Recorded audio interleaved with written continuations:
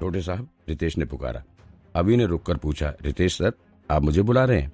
वे दोनों भले ही एक ही स्कूल के टीचर थे, लेकिन उनकी आपस में ज्यादा बात नहीं होती थी, इसलिए एक दूसरे के लिए वे अनजान ही थे।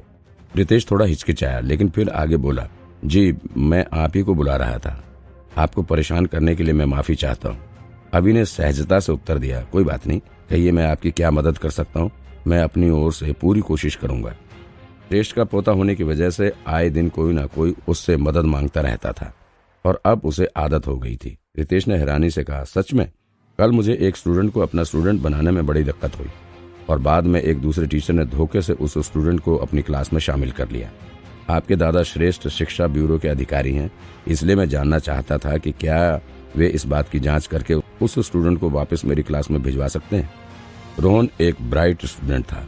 उसे दाखिला देने के लिए रितेश को बहुत मेहनत करनी पड़ी थी, लेकिन उस शर्त की वजह से उसे रोहन को विपिन के हाथों सौंपना पड़ा। उसके बाद कैंटीन से वापस आने के बाद उसे यह किस्सा सोच सोचकर गुस्सा आने लगा था और जब गुस्सा बढ़ गया तो उससे रहा नहीं गया और वो अभी से मदद मांगने चला आया। अभी के दादा एक श्रेष्ठ थे और उन्हें शिक्षा ब्यूरो का मुख्य अधिकारी का पद मिला था। स्टूडेंट को एक टीचर से दूसरे टीचर की क्लास में शिफ्ट करना उनके लिए छोटी सी बात थी। अभी तेवर दिखाते हुए बोला, वापस दाखिला बदलवाना? अगर वो स्टूडेंट अपनी इच्छा से दूसरे टीचर की क्लास में आया है तो दाखिला बदलवाना बहुत मुश्किल होगा। आपको पता है कि आजकल स्टूडेंट कितने जिद्दी हो गए हैं। अगर उन्हें कोई चीज ठीक नहीं लगती तो वे उसकी सूचना टीचर यूनियन और कोर्ट दोनों को दे देते हैं, और अगर इस मामले में भी ऐसा हुआ तो हम। रितेश ने उसकी बात काट कर कहा, स्टूडेंट की इच्छा नहीं थी, उसे ऐसा जबरदस्ती करना पड़ा था। इस बात की जिम्मेदारी मैं लेता हूँ। अभी ने आगे समझाते हुए कहा, अगर वो स्टूडेंट बदली चाहता भी है तो भी अगर उसका टीचर उसे दाखिला वापस लेने की इजाजत ना दे तो भी मामला पेचीदा बन जाएगा। ये करना आसान नहीं है, स्कूल के नियम तो तुम जानते ही हो। फिर अभी को एक बात याद आई, लेकिन क्या तुमने अभी धोखे की बात की? क्या मैं उस टीचर का नाम जान सकता हूँ जिसने धोखे से उस स्टूडेंट को अपनी क्लास में ले लिया? जवाब देते हुए रितेश को विपिन की याद आई और उसका गुस्सा और नफरत उसके चेहरे पर साफ उभर आई। वही स्कूल के सबसे बकवास टीचर विपिन। उसका नाम सुन अभी को भी गुस्सा आ गया। विपिन? तुम्हारे स्टूडेंट को विपिन ने धोखे से ले लिया? अगर वो विपिन बीच में ना आया होता तो कल उसे प्रशा के साथ रात का खाना खाने का मौका मिल ही गया था। एक इंसान जो सिर्फ लेवल 3 का ही लड़ाकू बन पाया था और जिसे टीचर एग्जाम में 0 नंबर मिले थे, उसे इतना गुरूर कि वो अभी की बात ना माने। क्या उसे अपनी जिंदगी प्यारी नहीं थी? अगर उस समय कल प्रशा उनके साथ ना होती तो कल ही वो उसे सबक सिखा देता, इतना मारता कि उसे जीने से ज्यादा मरना आसान लगता। रितेश को पता था कि अभी उसे मना भी कर सकता था, इसलिए उसने बड़ी ही सावधानी से आगे कहा, हाँ, उसके जैसे टीचर को कोई स्टूडेंट अपने टीचर के रूप में नहीं चुनना चाहता, इसलिए वो धोखे से दूसरों के स्टूडेंट छीन लेता है। इसलिए मुझे आपको परेशानी देने यहाँ आना पड़ा ताकि आप ये मुद्दा श्रेष्ठ को बताएं और हो सके तो मुझे मेरा स्टूडेंट वापस दिला दें। अभी ने हाथ हिलाते हुए कहा, श्रेष्ठ को परेशान करने की कोई जरूरत नहीं, ये मुद्दा तो मैं ही अभी सुलझा देता हूँ। आप ये मुद्दा खुद सुलझाएंगे? रितेश ने पूछा। अभी ने शान से कहा, दूसरे टीचरों को भी दादाजी की मदद की जरूरत पड़ सकती है दाखिले के दूसरे मुद्दों के लिए, और हमारा मुद्दा उस बेकार टीचर से जुड़ा है जिसे तो यूं ही ठीक किया जा सकता है। इसके लिए दादाजी का टाइम खराब क्यों किया जाए? हम सीधे विपिन के पास चलते हैं और उसे दाखिला वापस देने के लिए कहते हैं। अगर माने तो ठीक, नहीं तो हम उसे मार मार कर अपनी बात मनवा लेंगे। ये सच था कि वो दूसरे टीचरों से इस तरह से निपट नहीं सकता था, लेकिन यहाँ बात विपिन की थी। वही टीचर जिसे 0 अंक मिले थे टीचर एग्जाम में, उसे ऐसा पाठ पढ़ाना तो उसके लिए बाएं हाथ का खेल था। अगर उसकी कमजोरी को नजरअंदाज भी कर दें तो भी असल बात तो ये थी कि विपिन को बचाने के लिए स्कूल में कोई आगे नहीं आएगा। वो खुद ही विपिन को बुरी तरह पीट कर अपना गुस्सा निकाल लेना चाहता था और मौका खोज रहा था, लेकिन ऐसा कोई बहाना उसे कभी मिला ही नहीं। अगर वो बिना किसी कारण के उसे मारता तो प्रशा के मन में बनी उसकी अच्छी छवि खराब हो जाती।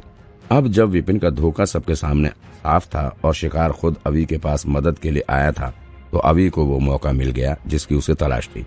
वो इसी मौके का फायदा उठाकर अपनी भड़ास विपिन पर निकाल सकता था। रितेश को लगा नहीं था कि अभी उसकी मदद के लिए इतनी आसानी से मान जाएगा, इसलिए वो बोला, लेकिन ये तो। अभी की आंखों में क्रूरता झलक रही थी और वो रितेश की बात बीच में ही काट कर बोला, लेकिन कुछ नहीं, मेरे साथ आओ। अगर तुम्हें डर लग रहा हो तो मैं ही तुम्हारा ये काम कर दूंगा। रितेश को दिख गया था कि अभी वाकई उसकी मदद करना चाहता था। ये देख रितेश बहुत खुश हुआ और उसने कहा, तो फिर मैं आपका धन्यवाद करता हूँ। इतना कहकर वे दोनों विपिन की क्लास की ओर बढ़ गए। उन्हें विपिन की क्लास तक पहुंचने में ज्यादा टाइम नहीं लगा। जहां उन्होंने क्लास के बाहर मुर्दे की तरह दिख रहे अनुराग और मदान फैमिली के बड़े बेटे रोहित को देखा, अभी ने उससे पूछा, रोहित मदान, यहाँ क्या कर रहे हो? तुम्हें तो दादाजी के पास ट्रेनिंग के लिए जाना चाहिए। वो भले ही श्रेष्ठ का पोता था, लेकिन उसकी पहुंच रोहित से थोड़ी ज्यादा थी। रोहित ने झुककर कहा, अभी सर, मेरी बहन को धोखे से क्लास में दाखिला दिला दिया गया, इसलिए मैं उसे वापस ले जाने आया था। अभी?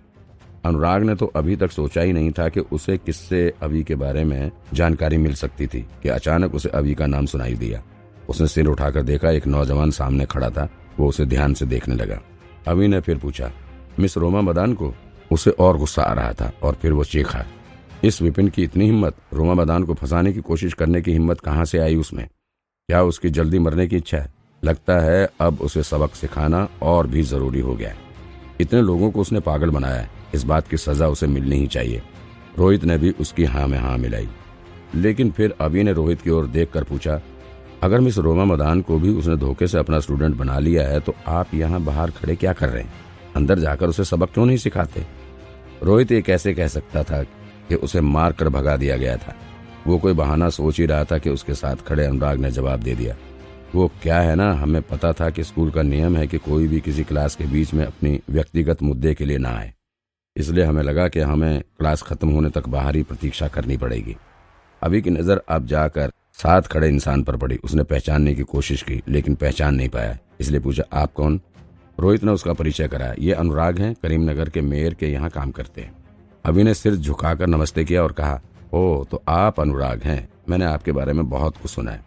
फिर आगे बोला, हाँ ऐसा नियम तो है कि कोई भी किसी क्लास के बीच में अंदर ना जाए, लेकिन ये नियम इस मामले में लागू नहीं होता। आप सभी मेरे साथ अंदर आ सकते हैं। आज मैं खुद ही इस इंसान से निपटूंगा जिसे ना तो स्कूल की इज्जत का लिहाज है और ना ही टीचर के पद का। सबको धोखा देना इसके लिए आम बात हो गई है।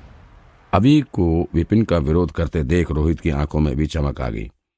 बड़े ही जोश के साथ अभी के पीछे चल दिया। अनुराग पहले तो थोड़ा हिचकिचाया, लेकिन रोहित को जाते देख वो भी उनके पीछे चला आया। इधर विपिन की क्लास में 5 स्टूडेंट बैठकर बड़े ही ध्यान से सुन रहे थे और विपिन उन्हें कुछ समझा रहा था। सचेतन तकनीक कराटे स्कूल की सबसे बेसिक तकनीक है, लेकिन उसमें भी कुछ कमियां हैं। जैसे उन सबका ये पहला लेक्चर होने के बावजूद वे सब इतने शांत बैठकर विपिन के शब्द सुन रहे थे, मानो वो अमृत बांट रहा हो, और वे एक भी बूंद बर्बाद नहीं करना चाहते हैं। विक्रम के सिवा क्लास के बाकी सब बच्चे टॉप स्टूडेंट थे, जिन्हें एंट्रेंस में अच्छे नंबर मिले थे और वो बड़े घरों से ताल्लुक रखते थे। वे कभी किसी स्कूल में नहीं गए थे, लेकिन उन्होंने सारे पोज और तकनीक सही ढंग से सीखे थे।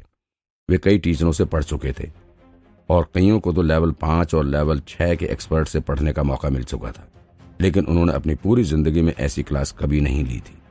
ये लेक्चर सुनकर उन्हें अच्छा लग रहा था। पहले की पढ़ाई के कई प्रश्नों के उत्तर उन्हें आज के लेक्चर में समझ आ रहे थे। उन्हें लग रहा था कि बताई हुई तकनीक को वे सब अभी ही करके देखें, वे उसी क्षण विपिन की तकनीक की जांच करें। ये लेक्चर वाकई में बहुत अच्छा था। विपिन के पढ़ाने का तरीका देखकर उन्हें एक बात तो समझ आ गई थी कि विपिन का स्तर बाकी टीचरों के बहुत ऊपर था। रेनू के लिए ये बात और भी बड़ी थी। मेयर की बेटी होने के कारण उसकी तकनीक और पोज उसके पिता चुनते थे। पहले उसे लगता था कि उसके पिता ही बेस्ट टीचर बन सकते हैं। आखिरकार मेयर बनने के बाद उसके पिता की शक्ति से हर कोई वाकिफ था, लेकिन विपिन की तुलना में वे बिल्कुल मेंढक जैसे लग रहे थे। रेनू को तो इस बात पर हंसी आ रही थी कि उसके पिता और विपिन सर में तुलना करना ही बेकार था। विपिन के तरीके सटीक थे, उसमें कोई गलतियां नहीं थी। तकनीक या पोस्ट चाहे कोई भी हो, वो फौरन उसमें की कमियां ढूंढ लेता था और फिर बड़ी ही आसानी से उन्हें ठीक करने का तरीका भी बता देता था।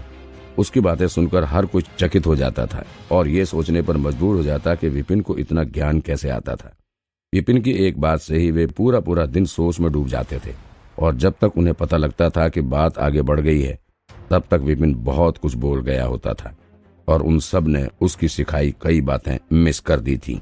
विपिन सर का स्तर बहुत ही ऊंचा था। उस समय उन 5 को समझ आ गया था कि तकनीक का ज्ञान कितना गहरा होता था और विपिन की जानकारी उनकी समझ से भी परे थी। पहले मुझे लगा था कि विपिन सर किस्मत से ही उसकी ताकत बढ़ाने में सफल हो पाए थे, लेकिन अब मुझे समझ आ रहा है कि जितना ज्ञान विपिन सर को है, उसके हिसाब से तो सलाह देकर किसी की भी ताकत बढ़ाना उनके लिए कितना आसान होगा। उसके पास ऐसी हजारों सलाहें होंगी जिससे हर स्टूडेंट को ताकत बढ़ाने का मौका मिल सके। घमंड टूटने के बाद रोहिन विपिन की महानता देखकर कांप जाता था। विपिन सर की तुलना में रितेश सर तो, ओह, अगर मैं उनकी तुलना ना ही करूं तो ही अच्छा है। दोनों में जमीन आसमान का अंतर है, उनकी तुलना हो ही नहीं सकती। जैसे कि वे दोनों अलग अलग दुनिया के निवासी हों। ये तो अच्छा हुआ कि उन्होंने वो शर्त लगाई, वरना इतने महान टीचर से मिलने का मुझे अवसर ही ना मिलता। पांचों बच्चे ध्यान से विपिन की बातें सुन रहे थे ताकि कोई जानकारी छूट ना जाए। अचानक क्लास का दरवाजा खुला और कुछ आदमी तेजी से अंदर आ गए।